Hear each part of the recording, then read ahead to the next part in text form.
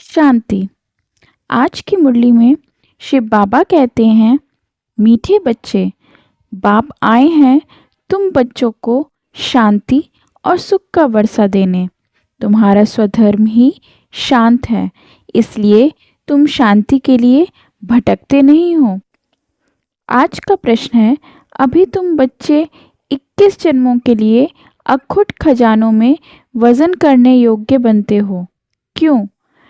इसका उत्तर शिव बाबा ने दिया है, क्योंकि बाप जब नई सृष्टि रचते हैं तब तुम बच्चे उनके मददगार बनते हो, अपना सब कुछ उनके कार्य में सफल करते हो। इसलिए बाप उसके रिटर्न में 21 जन्मों के लिए तुम्हें अखुट खजानों में ऐसा वजन करते हैं जो कभी धन भी नहीं खुटता, दुख भी नहीं आता और अकाले मृत्यु भी नहीं आती।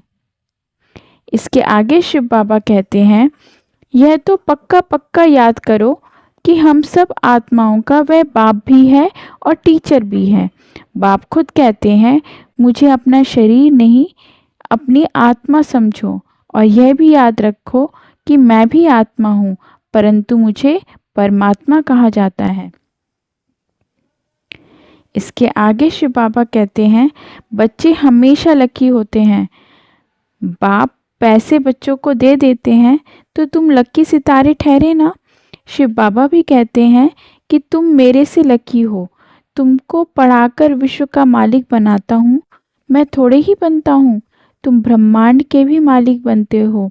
बाकी मेरे पास जास्ती दिव्य दृष्टि की चाबी है। मैं ज्ञान का सागर हूँ, तुमको भी मास्टर ज्ञान सागर बनाता हूँ। तुम इस चक्र को ज्ञान चक्रवर्ती महाराजा महारानी बनते हो। मैं थोड़े ही बनाता हूँ। बूढ़े होते हैं तो फिर बच्चों को विल कर खुद वानप्रस्थ में चले जाते हैं। आगे ऐसा होता था। आजकल तो बच्चों में मोह जाकर पड़ता है। पारलौकिक बाप कहते हैं, मैं इनमें प्रवेश कर तुम बच्चों को कांटों से फूल विश्व का मालिक बनाए, आधा कल्प के लिए सदा सुखी बनाए, मैं वानप्रस्थ में बैठ जाता हूँ। यह सब बातें शास्त्रों में थोड़े ही हैं। सन्यासी उदासी शास्त्रों की बातें सुनाते हैं। बाप तो ज्ञान का सागर है। खुद कहते हैं, यह वेद शास्त्र आदि सब भक्ति मार्ग की सामग्री है। ज्ञान सागर तो मैं ही हूँ। धारणा के लिए मुख्य सार। इन आँखों से शरीर सहित जो भी दिखाई देता है, यह सब भस्म हो जाना है। इसलिए अपना सब कुछ सफल करना है। बाप से पूरा वर्षा लेने के लिए पढ़ाई पढ़नी है। सदा अपने लक्ष्य को स्मृति में रख ब्रह्मांड व विश्व का मालिक बनना है। आज का वरदान। वाह ड्रामा वाह की स्मृति से अनेकों की सेवा करने वाले सदा खुशनुमा भव। अर्थात इस ड्रामा की कोई भी सीन देखते हुए वाह ड्रामा वाह की स्मृति रहे तो कभी भी घबराएंगे नहीं, क्योंकि ड्रामा का ज्ञान मिला है कि वर्तमान समय कल्याणकारी युग है। इसमें जो भी दृश्य सामने आता है उसमें कल्याण भरा हुआ है। वर्तमान में कल्याण दिखाई ना भी दे, लेकिन भविष्य में समाया हुआ कल्याण प्रत्यक्ष हो जाएगा। तो वाह ड्रामा वाह की स्मृति से सदा खुशनुमा रहेंगे। पुरुषार्थ में कभी भी उदासी नहीं आएगी।